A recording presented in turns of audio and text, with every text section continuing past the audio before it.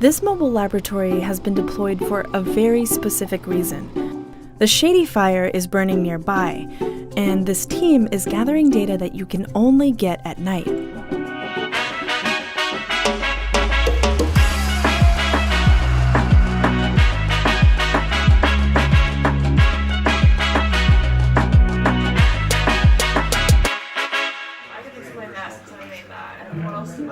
Over the next several weeks, NASA and NOAA are teaming up in the field to study smoke from wildfires and agricultural burning.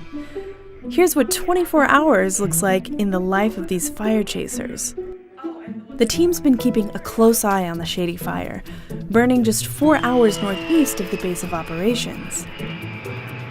After several days of watching the fire grow, the forecasting team decides to deploy the mobile laboratory and the NASA and NOAA planes.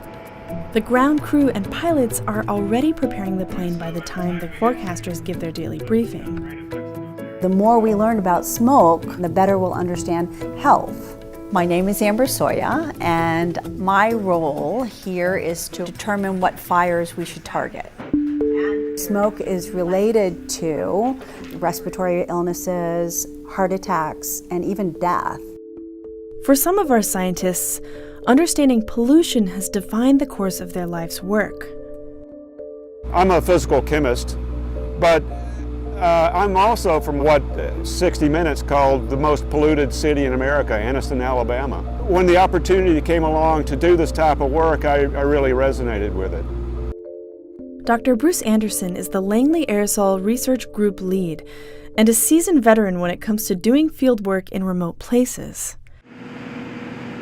By 3 p.m., the NASA DC-8 and the mobile laboratory are about ready to go. Bruce and his team begin with a 5-hour drive to reach the fire. We'll catch up with them later. While the ground crew, pilots, and safety techs prepare for what will likely be 6 hours of flying through smoke plume after smoke plume, the scientists ready their instruments to capture data from the notorious Shady Fire. 30 minutes into the flight, and the team has already reached the fire. Here's where the work begins. These flights are rare opportunities for scientists, so not a moment is wasted. I think that studying fire and chemistry, it only comes together when you have a diverse team of scientists. As the sun starts to set, the plume is harder for the pilots to see, and around 10 p.m., the plane heads home after a successful flight.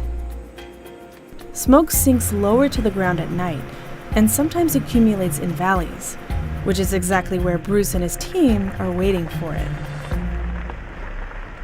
We'll set out, drive up there, find a place to position the van, then start cranking up instruments. It takes about a half an hour to an hour to get everything running and calibrated.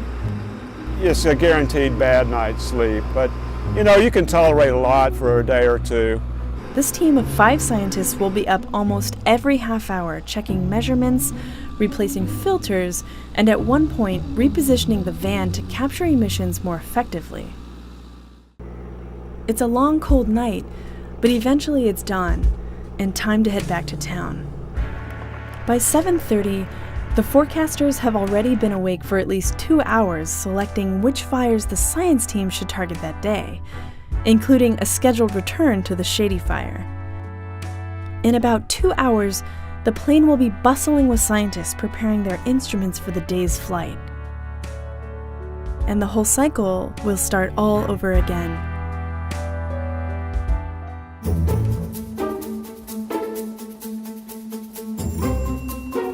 I feel like the work that I do, the knowledge that I'm trying to pull together, is important for the human race, for our country.